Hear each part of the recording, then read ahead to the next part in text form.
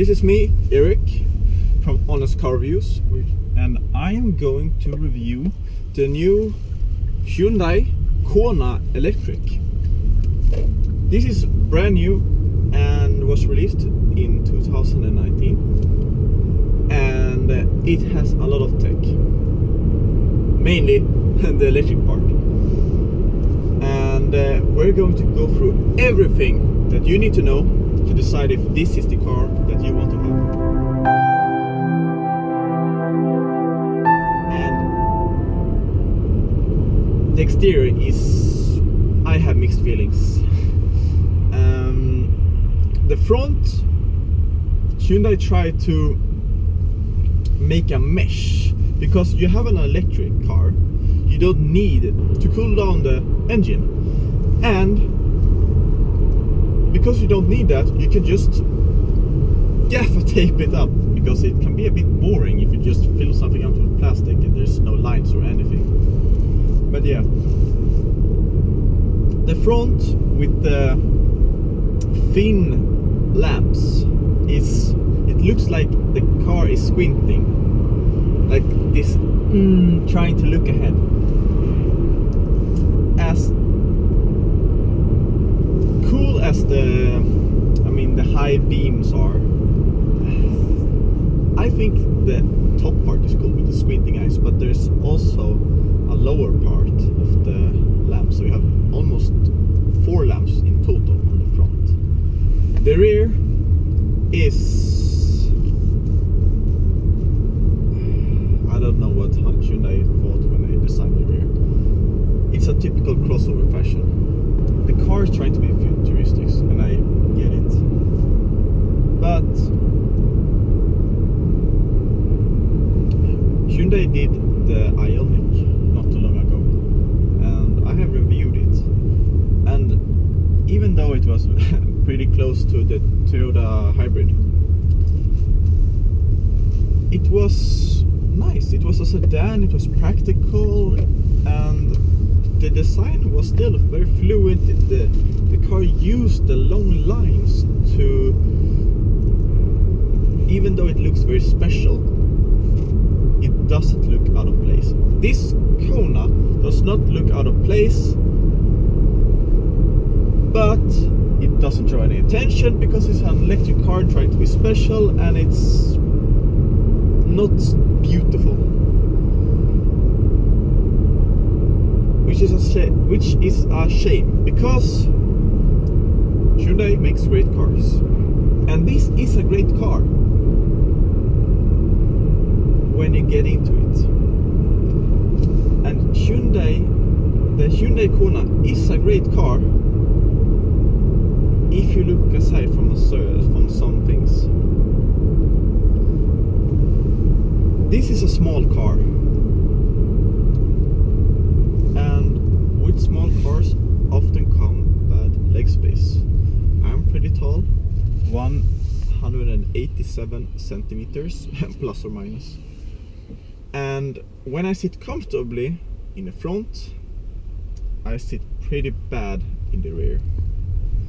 I mean, my knees are hitting the the plastic on the rear side of the seats. But there's a reason why there's so bad leg space in the rear. And that's because in the trunk there's a huge amount of space. I mean, huge. And you can shop, you can fit anything. It's because of the electric batteries, not the electric batteries, but the batteries themselves. Even though this car is not that high, because of the electric batteries, the car gets pretty high up. So the rear trunk is not very deep, but you can fit a lot of stuff inward, so to speak. Does that make sense? I hope it does. Speaking of the interior, this car costs around 400,000 Swedish kronor, which is about 40,000 euros. listen.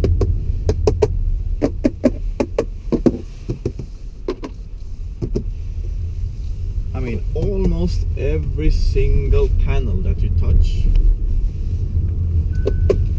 is, I mean, you can hear it. It's cheap plastic. The only part of the interior that's in high quality is the middle console and the seats, which the seats are very comfortable, and they are, I don't know if they're in real leather, I highly doubt it, but some sort of fake skin or something, and they're very nice. If they would be in fabric, this would be like, I could not accept 400,000 kroner for this quality in the interior. I would never accept it, but with the seats and the high quality, I mean the plastic on the middle console is pretty high quality. Further, the infotainment system and the screen looks a bit pad-like, so to speak, and it's not bad.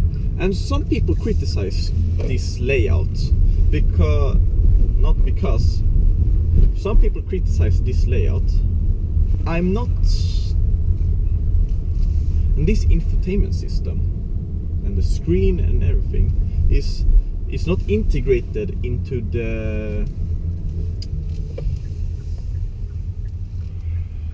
dashboard. Not the dashboard, but the middle console, higher middle console, which means that it sticks up a bit, and the design around it, I mean, the general design inside it is not that special. You have round air vents, and then you have some oval air vents, and then you have some straight lines through it, and there's, I mean, nothing connects really apart from the door handles with the speakers. The speakers are good. The bass is even better, and I really enjoy the audio system, and the general infotainment system is pretty easy. It's not very, it doesn't have that much features, but it has navigation, it has the most not the most important part, but when you're driving an electric vehicle, you have to manage you have to know how much electricity that the car is consuming, and a lot of other stuff. So you can press this EV button, and then you get a whole load of information. The amount of charge that you have left right now is 55%, and you can also get an estimation of how far you can get from where you are. So you get a large circle around the car. So if I'm in Stockholm, and I can almost reach to, let's say, Linköping, which is right now I can see my range 2, which is 214 kilometers, and this car has the upgraded battery pack, 64 kilowatt hours, and that means that the car is pretty fast. You have around 400 Newton meters of torque, and with an electric engine, the torque is instant. And right now I'm driving on winter tires, and the tires are fighting for traction because they're so small to diminish the roll resistance from the road, to be as to release drag and everything, and get you longer range. We have all in the middle console. We have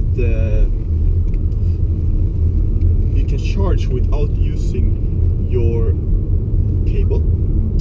wireless charging. However, I don't have wireless charging, so I have to put in a dongle. And I noticed that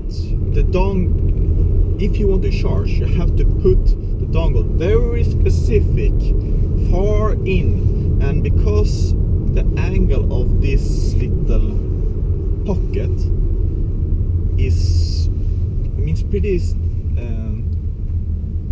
it's a squeeze to get in and put the dongle in the right place. But my phone is pretty big and it fits. I mean, it's snug, it sits good, but someone with a bigger screen would have some difficulties. You have to put it on an angle and then you can charge your phone. Quite bad. But this car has continued Hyundai's style of using buttons as controlling the transmission. So you had drive, park, neutral and reverse. And it works fine. It took like no seconds to learn how to use the buttons. And you also have these buttons here on the just next to the armrest, and you have, yeah, if you want to have some heat in your seats, you can have that. But you have this button, the drive mode, which is one of the most important buttons on the car, except from the indicator. And that changes, of course, the drive mode. So you have Eco, you have normal, and you have sport. But if you hold it down, you'll get to Eco Plus. And the Eco Plus will cut the air condition and heat and everything to be as fuel efficient as possible. And you notice on the range that you have, you can always see your range, how that increases or decreases depending on which drive mode you are in. And as I said before, there's a powerful engine, and with the sport mode, and if you release disengage the anti-spin system, you will burn some tires because it has 400 torques. That's a lot. But this is not a sporty vehicle, so I don't really know how they combine those two. Maybe because you have your bigger battery pack, you can because you have a bigger battery pack, you can get longer range. And this car has very long range. This car has a very long range, over 40 miles, which is 400 kilometers metric. And for an electric car, that's amazing. The ranges are going up tremendously. And how many times do you drive that far? I mean, you are not going to drive that far every day, at least not in one step. Maybe if you're going for a vacation or something, but 40 miles, metric miles, is so far. And Hyundai was very proud to say that that's 400 actual kilometers. You don't need to be in the Eco Plus driving on a perfectly straight road with a truck in front of you giving you less resistance. They are saying that this car will be able to reach 400 kilometers in almost any condition. This car has regenerative braking, so if you're braking or if you're going downhill, the car will recharge battery. So you can see that if you're going downhill, you can gain 0.5 of a kilometer. And when you're doing that a lot, it will add up. The ride quality, it handles standard roads very well, but when it gets a bit more bumpy, you can really feel the stiff suspension, and I don't think that's the way to go for this car. I understand that because of the increased battery power, you have more power, and with stiffer springs, it helps you with traction. But I would rather see, even though I love power, don't get me wrong, I would love to see that they made like 150 horsepower and decreased the torques so that they could get better range and have a bit softer suspension and make it more, it's not unusable, it's completely usable, but it will greatly increase the comfort. One detail that almost made me hate this car, when you close the compartment of the engine, you close it and maybe you need to push it. So I pushed it and it didn't work, and I pushed it some more and pushed it, and so I was like, I'm going to bend the metal soon. I was really afraid. So I read the manual, said close it with force. So I pushed it with force. But close with force does not mean close it with your hand. It means that you have to drop it from almost half a meter, and it makes a terrible sound. And I was almost ready to just throw in the towel and drive home in 10 kilometers. But I persevered, and made the most idiotic thing I could think of and just dropped the engine hatch from a distance I would never do in another car. However, I thought it pretty nice that the electric engine is in the engine compartment compared to some other cars, and you have all your containers. So it's, I mean, when you want to serve it, apart from changing the motor oil, it works like any other car. The fluid, the wiper fluid is in no different place than in any other car. So I am very, very impressed in that aspect. The car will never stop asking you for contacts when you pair the car with your phone, and it drives me nuts. So to sum this car up,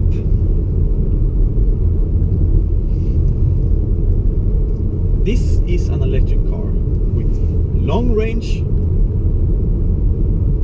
and it's expensive, but it is getting to a price that is almost, I would not say that every single person can buy it,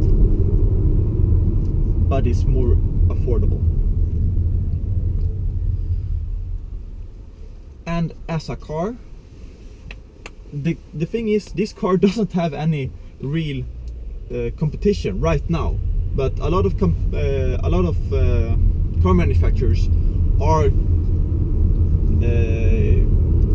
producing electric cars soon, but no one has made.